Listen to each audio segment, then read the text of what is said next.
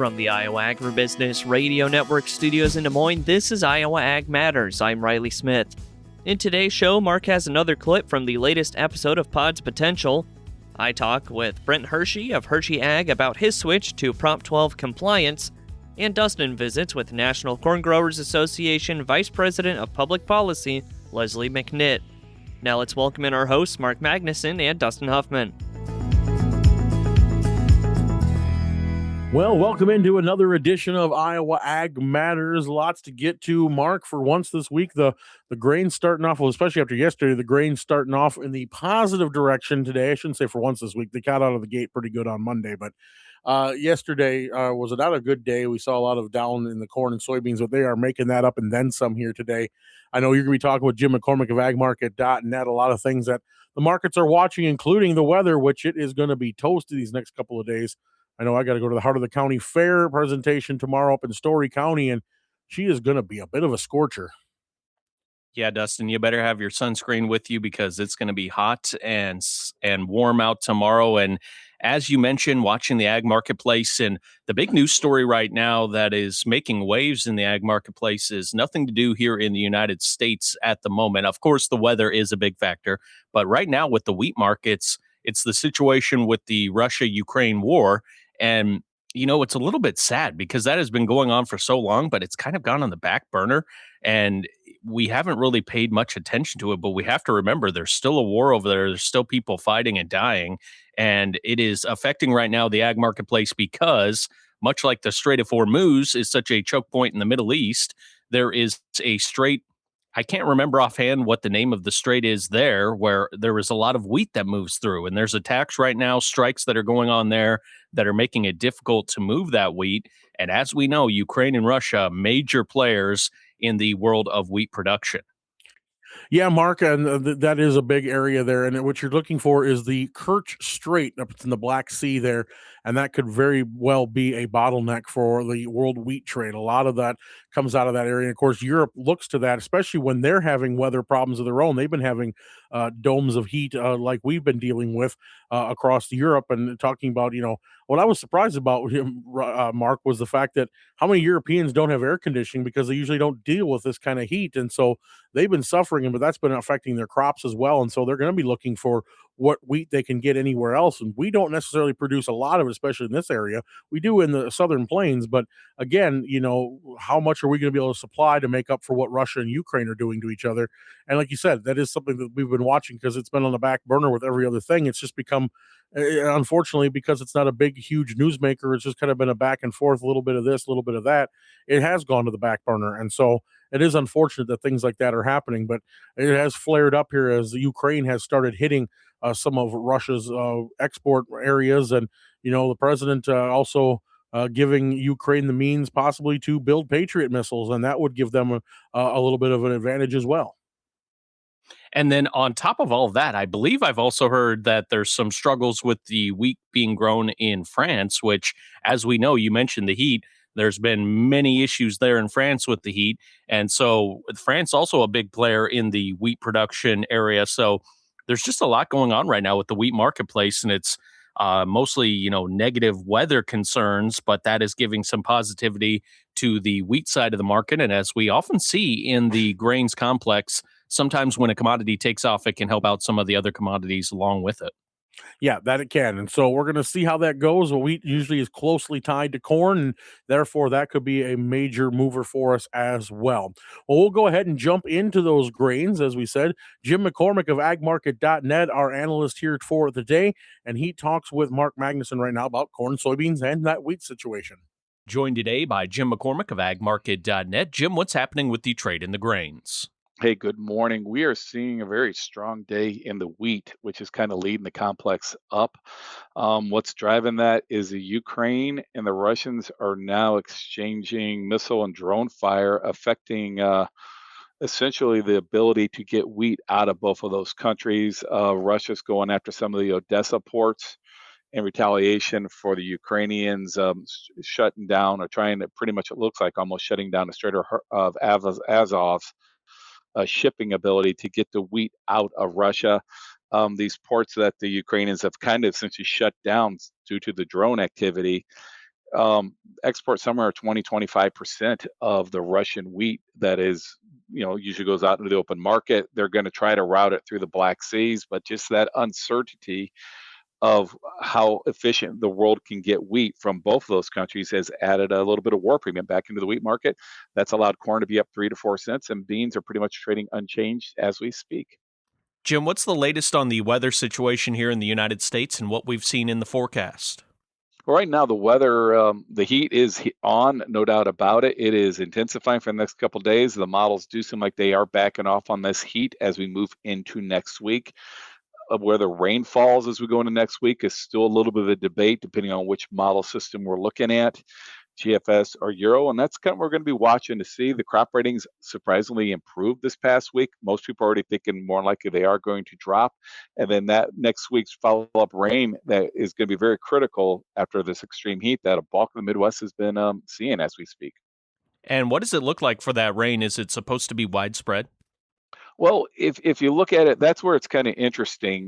When I was looking at the different weather models right now, the European model going all the way out for the most part, it is making an argument that a good chunk of the Midwest, parts of Iowa, Nebraska could get 1 to 2 inches of rain. Most of the I-states getting some really big rains between now through the end of the month. That's the European model.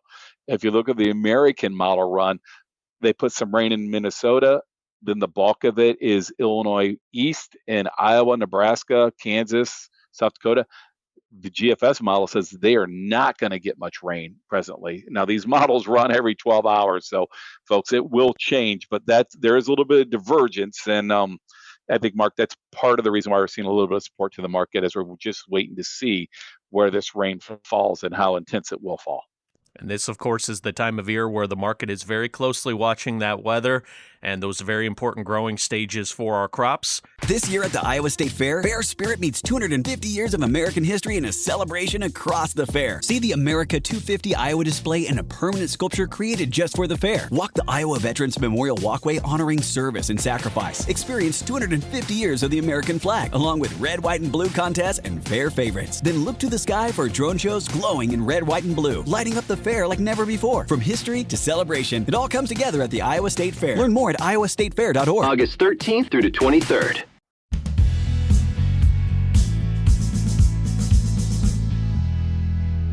Well, one of the big topics we've been talking about for a few years in agriculture is Prop 12, but we're hearing now from a farmer named Brent Hershey, who is actually Prop 12 compliant, and he talks about how his operation is functioning with Riley Smith. So then I was thinking as well, so for you on your operation, during gestation, you're group housing, right? So it's like groups of like 8 or 9 sows for that. How does that work out with we all know that sows get aggressive when they are pregnant. They're hormonal. They can start to harm each other. They have a bit of like a hierarchy that they establish. How have you been able to manage that in the group setting? It's a really good question, and it's something we struggled with. We looked at different systems. The real issue, the 7, 8, 9 sows in a pen for after like 30 days wasn't a problem. We were already doing that in Ohio Standard. It was the breeding time. It was the time after weaning and breeding that had to be solved. So we looked at several approaches that are being tried in the industry, and we ultimately settled on something that was really a page from what we had learned. We went to gestation crates to individually house a sow so that we could feed her individually, we could manage her. But we did the same thing with our open pens. We had individual pens for each sow for the first 3.5 weeks or so after she's weaned. We call them sow condos. So they're actually much larger than 24 square feet because they have to be big enough for them to turn around freely. And they're like 42, 44 square feet a sow. That has been a home run because we moved the sow out of the birthing crate. We move her into a sow condo. She's drying up for the next 5-6 days. She's pretty miserable. She wants to fight with everybody. Well, she can't because she's in an individual pen. It's just a pen that she can walk and turn around in.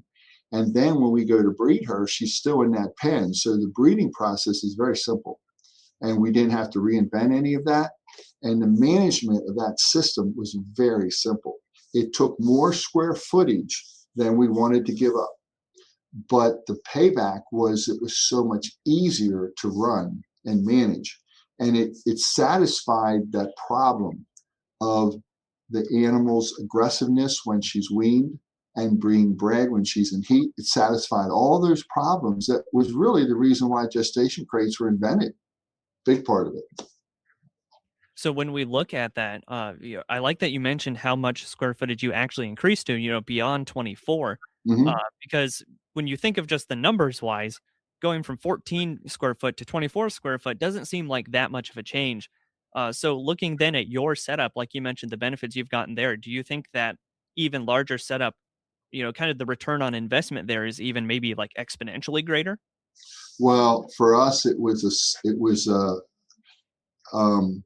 for the breeding process, it has been a home run. We are in it 3 years now. If we built a new farm today, we would do the exact same thing. We'd put in the sow condos to breed and manage those animals.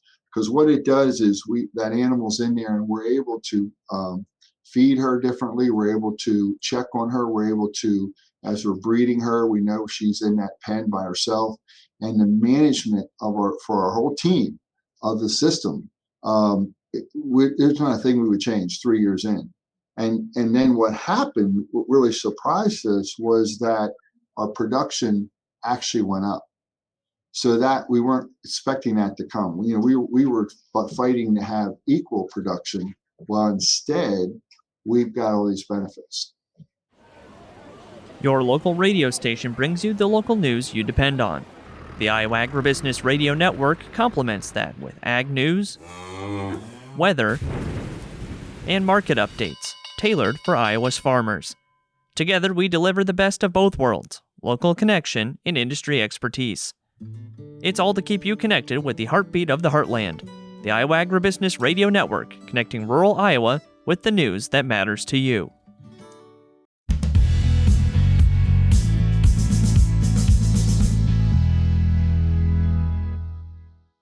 Time to run down those cash basis bids for you here on Iowa Ag Matters on this Wednesday. I'm Dustin Huffman. Not seeing a whole lot of change in the bids, only 4 elevators making any kind of bid change. Let's go ahead and run them down for you. ADM Burlington, 4 cents under on corn, $4.38. Soybeans a dime under at $11.85. Cargill and Eddyville, 17 cents under on corn, cash bid $4.25. New Co-op Algona, 33 cents under on corn, $4.09. Soybeans 25 cents under, cash price $11.70. Ag State Sheldon, 17 cents under on corn, $4.25. Soybeans 50 cents under with a cash bid of $11.44. That's on the November contract. Ag State Elta, 29 cents under on corn, $4.13 for the cash price. Soybeans 45 cents under November at $11.49. Back to the August contracts from here on out for beans. Cargill Cedar Rapids, 8 cents under on corn, $4.34. Soybeans a dime over at $12.05. 5-Star Co-op Nashua, 30 cents under on corn, $4.12. Soybeans 30 cents under, $11.65. Lincoln Way Energy Nevada, 17 cents under on corn, cash bid $4.25. ADM Des Moines, even on soybeans, the cash price $11.95. New Co-op Red Oak, 21 cents under on corn, $4.21. Soybeans 25 cents under at $11.70. Mid-Iowa Cooperative Green Mountain, 45 cents under on corn, cash bid $3.97. Soybeans 50 cents under at $11.45. New Co-op Sheraton, 25 cents under on corn, $4.17. Soybeans 30 cents under at $11.65. Walk-On Feed Ranch, 41 cents under on corn, $4.01. Soybeans 58 cents under, $11.37. New Co-op Glidden, 31 cents under on corn, $4.11. Soybeans 25 cents under, $11.70. Innovative Ag Farley, 39 cents under on corn, cash bid $4.03. Soybeans 55 cents under, $11.40. And Cargill Muscatine, a dime under on corn, $4.32. Soybeans 15 cents under at $11.80. Cash corn and soybean bids are subject to change without notice. Always check with your local elevator when making sales to obtain the most recent price. That's been a check of your cash basis bids here on Iowa Ag Matters. Stay with us. We'll be right back after this. Rod Stewart. When I see you tonight, a special evening with the icon. On a downtown train, A night of hit after hit after hit with special guest Richard Marks. Friday, August 14th, Iowa State Fair Grandstand. Reserve tickets on sale now through iowastatefair.org. Don't miss an electrifying event. Friday, August 14th. Rod Stewart, live.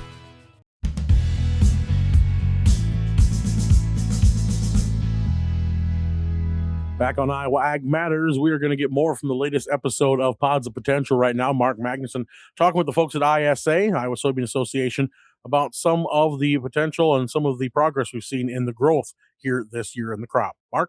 Welcome into this episode of the Pods of Potential podcast. Today we're talking with Iowa Soybean Association agronomist about what's happening in the field right now. It's, of course, at that point of the growing season, and it's time for a little bit of an update.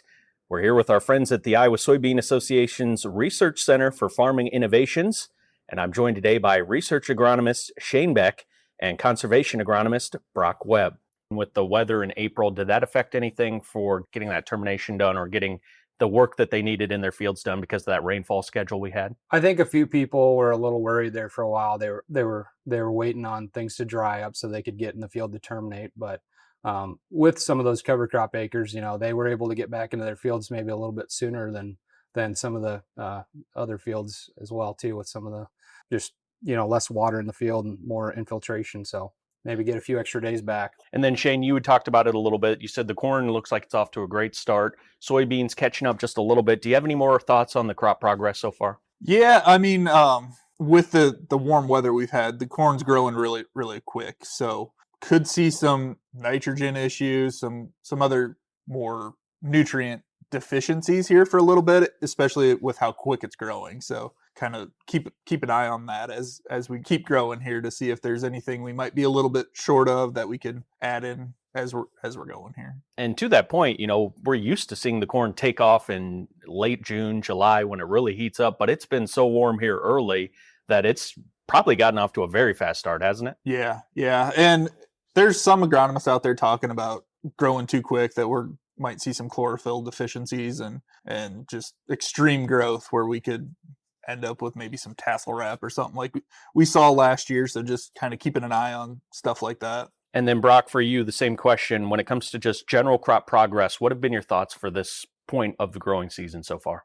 Yeah, I think early on there was a few issues maybe with some stands, with some crusting in that April planted date, but I think most of those fields, if you go look at them now, they've got a good enough stand out there. You got some weed pressure. People are cleaning that up right now, but overall, I think most people are pretty happy with their crop so far. And then we've already mentioned the weather in April, how it was very rainy. And then now we've had a lot of, well, I wouldn't say a lot, but we've had some severe storms that have popped up. And of course, those are always going to be localized to certain parts of Iowa. But have you seen any major weather challenges so far this year? Have you seen any hail events that have caused some problems? Yeah, there's definitely been some scattered hail events here and there, but talking with some folks that are working with their crop insurance agents, nothing that's going to really significantly damage yield so far. I think that'll show up later in the season on their yields, but I wouldn't say too many concerns for hail damage so far.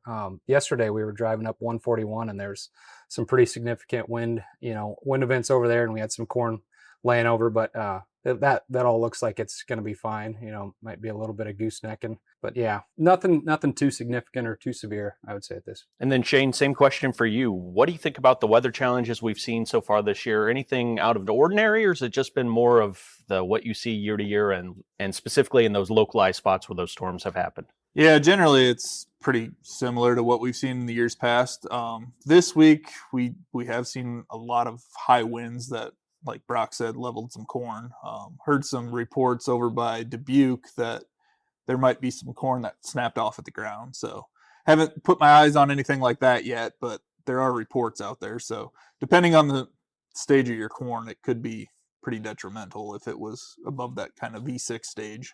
And is that a bit unique for the corn to be all the way, bent over at this early portion of the season? Does that just show how strong that wind was? Yeah, it does. And honestly, it's probably not the worst thing if it lays down and comes back this time of year. We will see some lodging and maybe some issues spraying later on, but it's more detrimental if we get that high wind later in the season and snaps it off below or above the ear, and bigger issues that way. Yeah, and I guess it also just comes back to that corn being so green and still growing right now compared to when it's later on and so brittle. Right. It's pretty flexible right now. All right. So, Brock, I wanted to ask you as well about any early disease symptoms. Have you seen anything here early? I know it's still kind of that part where we're still kind of poking around, feeling around, seeing if we're going to have those big problems to deal with, but have you experienced that yet? I wouldn't say there's anything significant that I've seen so far. Across north central Iowa, maybe some IDC showing up in some low spots. That's pretty common, though. I mean, last year we saw a lot of that as well, but I wouldn't say anything out of the blue. And then Shane, for you, have you seen crop disease causing anybody problems yet at this early stage? Nothing causing problems. Like Brock said, there is a fair amount of IDC that showed up this week. Not much we can do about it, but the biggest thing might be is going out and kind of taking a mental note or mapping where those spots are. That way, if you wanted to add some chelated iron or something later on, you could, to maybe fix that problem. Hi, my name is Ethan Smith, and I've been a certified crop advisor in Iowa for about 6 years. The Iowa CCA program is valuable to me because it helps keep me informed on new topics and research around the industry, including soils, insects, diseases, and much more. It's also a great way to network with others around the state and beyond. Iowa is known for its crops, and that's why we're here. To learn more about becoming a certified crop advisor, visit iowacca.org. Here on Iowa Ag Matters on the Iowa Agribusiness Radio Network, Mark and Dustin with you today. And Dustin, of course, we are continuing to recognize our Heart of the County Fair award winners. And tomorrow you're headed to Story County. Yep, that I am. I am heading up to Nevada as we will be honoring our latest winners of the Heart of the County Fair Award, and that'll be Wade and Pam Kaler. We're going to be honoring them coming up here tomorrow, and then we'll have more on that for you here on the social media channels as well, on Facebook and elsewhere. But yeah, looking forward to honoring another family, another obviously very deserving group that is doing a lot of work to help keep those local county fairs going. And there's a lot of work that goes into these, as we've mentioned many, many times. And of course, the big awards ceremony is going to be that first Friday night, county fair night at the Iowa State Fair on the State Fair President's grounds. More Iowa Ag Matters in a moment. Get in the fair spirit at the Iowa State Fair and save before you go. The countdown is on to the Iowa State Fair, and now's the time to plan ahead. With advance admission tickets, lock in your visit before you arrive and step into 11 days of live music, fair traditions, incredible food, and summer moments you look forward to all year long. Save $5 now. Advance tickets are available now at iowastatefair.org, on the app, and at participating Iowa Hy-Vee and Fairway stores. Celebrate fair spirit at the Iowa State Fair. August 13th through the 23rd. Well, so far throughout the morning, corn and soybeans have been higher, double-digit gains even in the soybean markets. And cattle are a little bit mixed, and hogs look a little bit higher. What's coming down to is the midday markets are coming up next. Mark Magnuson's going to run through those markets and let you know what's happening, what's moving them. That's next on the Iowa Agribusiness Radio Network.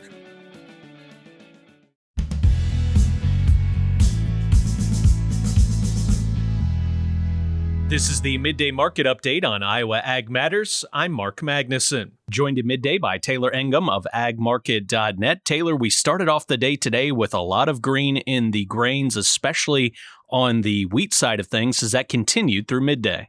Yeah, absolutely. Chicago wheat's up 33 cents on September, and KC wheat's up 40 cents on the December contract. And so a lot of complications and blockages in some of the Ukraine-Russia area that's cutting off wheat export. And do I have it right as well, Taylor, that not only do we have that situation with wheat, but also the wheat-growing areas of the U.S. we know have been hot and dry. I even think I've heard some issues that are coming out of France with growing wheat. Yeah, France is extremely hot and dry, and so that's going to have a big effect on their corn and wheat crops. But corn in particular, their good to excellent ratings have dropped significantly in the last couple of weeks. And Taylor, oftentimes when we do see one commodity really take off like we're seeing with the wheat here today, is that enough to bring the rest of the ag marketplace with it on the grain side? Corn is definitely pulling along with wheat. We see corn up 7 to 8 cents, and soybeans are up a few cents as well. But mainly, I think beans are up due to the huge crush numbers that we had reported just this morning. What's happening on the livestock side of the trade today? Livestock are in pretty tough shape on cattle anyway. The feeder futures nearby is only up about 40 cents. We still have really strong feeder cattle cash markets, but the live cattle are in the throes of the dog days of summer. So we've seen the fat cattle cash prices come down significantly in the past 2 weeks, and futures have been pushing lower for 12 days and counting on fat cattle. And with that run like that of 12 days in a row stacked on top of one another going to the downside, at what point do you point to that and say, this is not just a trend, but I'm starting to get a little bit concerned? Is it any kind of a situation like that right now? I am definitely concerned for people that are looking to market fat cattle here in the short term. It is a seasonal, one of the last remaining seasonals that we have in the cattle market, and seeing these downward pressures on fat cattle during July. Last year in 25, we did see a strong rally as we got into August, but anybody that's looking to market fat cattle in the next couple of weeks is probably not in a real great mood. This year at the Iowa State Fair, Fair Spirit meets 250 years of American history in a celebration across the fair. See the America 250 Iowa display and a permanent sculpture created just for the fair. Walk the Iowa Veterans Memorial Walkway honoring service and sacrifice. Experience 250 years of the American flag, along with red, white, and blue contests and fair favorites. Then look to the sky for drone shows glowing in red, white, and blue, lighting up the fair like never before. From history to celebration, it all comes together at the Iowa State Fair. Learn more at iowastatefair.org. August 13th through the 23rd. September corn up 8 cents at $4.46.5. August soybeans up 4 1/4 at $11.97. August soybean meal down 60 cents at $3.16.80. August soybean oil up 29 cents at $72.69. On the Merc, August live cattle down $1.48 at $229.95. August feeder cattle up 15 cents at $348.95. August lean hogs up $1.68 at $100.13. August pork cutout unchanged at $114.88.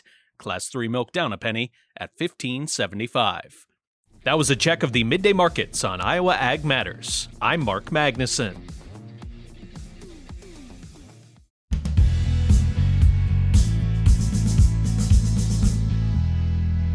Back on Iowa Ag Matters, and let's get back into those markets. Jim McCormick of agmarket.net rejoining our conversation on the markets, talking about the livestock side of things. Again, a mixed day in the cattle markets. Lean hogs looking a little bit higher. Mark Magnuson has more. Jim, what's happening on the livestock side of the trade? Unfortunately, the cattle market continues its downward slide. We're down another 15 cents in the August. The back month's down 50 to 60 cents. Technically, we held on the August, the 200-day moving average. We're trying to take that out today. The back months have already closed below their 200-day moving averages, so we continue to see that liquidation right there. On the other hand, we see the hogs trading 50 cents higher as the funds are carrying this massive short position. It does feel like they're kind of getting squeezed out of that short position, so maybe, Mark, even a little bit of unwinding of the cattle-hog spread as well. And I was going to ask you, Jim, when you stack so many down days in a row on the cattle side, when does it become more than a trend? When does it become a concern for you? Well, right now, I think what I'm looking at, the charts have just been a brutal sell-off. I think on the pure technical side, if you go to the December cattle, you had that June 4th low of 224.37, or is going to be kind of critical level of support. We haven't taken that out. On the spot August, it's a little bit of a red flag because we did take out that June 4th low. So we are technically oversold by almost any statistical indicator. So we are due for a bounce. We just got to get something that might generate that bounce. And speaking of that, what would that look like, Jim? What would a bullish news story be that could generate that bounce? Because we do have the situation that we know is ever present with the low numbers in the herd, and then negative news stories like the screwworm situation. What would it take? I think you got to get some positive news at this one. Like you said, we know the supply is where it's at. It's probably got to be maybe a demand story, maybe the weakening U.S. dollar, getting some unexpected demand, something to kind of shake this out of kind of the dog days of summer doldrums we're seeing, where, right now the bull is just getting tired of carrying it and he just keeps pushing it. But you did get to the point when you get so far oversold, you will get that rebound, dead cat bounce, as they put it. Hopefully we see it today, but as we get in the trade, we continue to be under pressure. What's the best way for our listeners to get in touch for more marketing information? You can reach me directly at 815-665-0461, or better yet, go to agmarket.net and you can sign up for a free trial of our research. Jim McCormick, agmarket.net, my guest here today. Thanks so much for the time. Really appreciate it, and have a great day. Thanks for having me on. In rural Iowa, we know you're sold on your local radio station. The Iowa Agribusiness Radio Network partners with local Iowa stations to deliver the latest in agriculture news, including grain elevator prices, market reports, and ag policy news. Trusted local voices, trusted ag content. This message is brought to you by your friends at the Iowa Agribusiness Radio Network, where Iowa Ag matters.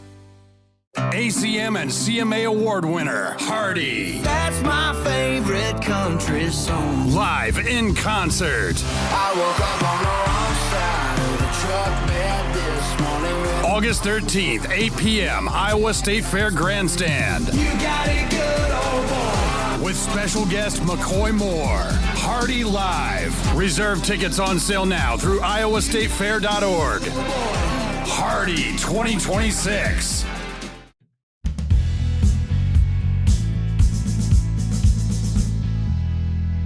Another year of tight margins as many corn growers looking for solutions beyond the farm gate. With high input costs, low commodity prices, and continued uncertainty in agriculture, nearly 200 farmers are in Washington, D.C. this week for the National Corn Growers Association Corn Congress and annual fly-in. Their goal is to meet directly with members of Congress and administration officials to explain the challenges facing farm country while also offering ideas to strengthen the industry's future. Leslie McNitt is Vice President of Public Policy with the National Corn Growers Association and says one of the organization's biggest priorities is creating new demand for corn. So a few examples are thinking about how we can increase usage of corn and ethanol as feedstocks. So ethanol is a feedstock into marine fuels and sustainable aviation fuel. And then thinking about using more corn and more ethanol in bio-based products, thinking about how do we replace some of the, whether it's personal and home care or industrial products that are typically come from a fossilized feedstocks, replace some of that with a cleaner option, which is corn or ethanol, and deliver environmental benefits, as well as, a increased and new source of demand for farmers. Increasing domestic demand also remains a major focus through year-round sales of E15. McNitt says growers have worked toward that goal for years, but after the House approved permanent year-round E15 legislation, there's renewed optimism that the Senate could follow suit. She says lawmakers recognize the importance of agriculture renewable fuels to rural economies and the economic benefits that expanded ethanol markets can provide. We have been at this for a long time, and something feels different this year. I think that we know that we're in a tough political environment. It's an election year. The margins in the House and Senate are tight, right? And so there may not be a lot of incentives for cooperation at this point in time. But on the other side of the coin, I think legislators got a taste of bipartisan success with the E15 passage in the House. And they recognize that rural communities' support is really, really important going into the elections. And I think a lot of legislators want to be able to bring home wins for their constituents. And they recognize that agriculture and corn farming in particular and renewable energy are really important economic drivers in those rural communities. And so there's every reason in the world for Senate Democrats and Republicans to come together on this legislation and bring home a win for their constituents. International trade is another key issue for the corn growers this week. McNitt says Mexico and Canada remain two of the industry's most important customers, making the future of the U.S.-Mexico-Canada agreement a major priority for growers as discussions continue with the Trump administration. I often say that, the corn industry is kind of the poster child for why USMCA is so important, right? I mean, we send 40% of our corn exports to Mexico, and Canada is our top ethanol export market. We've had long-standing, trusted, reliable relationships with these trading partners, and they're so important to us. Those relationships have only been strengthened by USMCA. And so we view USMCA as an incredible achievement of President Trump's first term. Our job is to continue to be a cheerleader on this agreement and on these trading relationships, and just make sure that we are speaking about why a continuation and like a stable future, secure future for USMCA is so good for corn farmers. It's great for our ethanol industry, and we'll work with the administration to strengthen the agreement. While creating new demand and maintaining export markets are long-term priorities, growers are also asking lawmakers to address immediate financial pressures on the farm. McNitt says high input costs continue to weigh heavily on producers, and NCGA is working with Congress and the administration to identify ways to improve transparency and competition in the fertilizer market.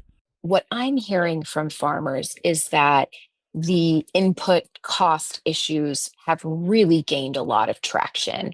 That is just something that our organization has really been leading on through the creation of our inputs task force. And we've had a lot of members of Congress and allies in the Trump administration that have been really receptive to wanting farmers' input about what they're experiencing with inputs and different supply chain challenges and different solutions. And so I think that's something that really feels like a resonant issue right now. But the growers show up, they take this town by storm, even in 100-degree weather. And I think it's pretty cool.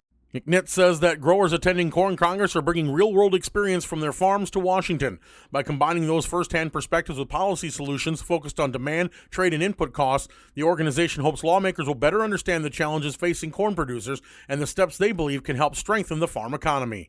For Iowa Ag Matters, I'm Dustin Hoffman. Rod Stewart. When I see you tonight, A special evening with the icon. on a downtown train, A night of hit after hit after hit with special guest Richard Marks. Friday, August 14th, Iowa State Fair Grandstand. Reserve tickets on sale now through iowastatefair.org. Don't miss an electrifying event. Friday, August 14th. Rod Stewart live. Thanks for joining us for another episode of Iowa Ag Matters. We'll be back tomorrow with more, as you've been listening to the Iowa Agribusiness Radio Network, where Iowa Ag Matters.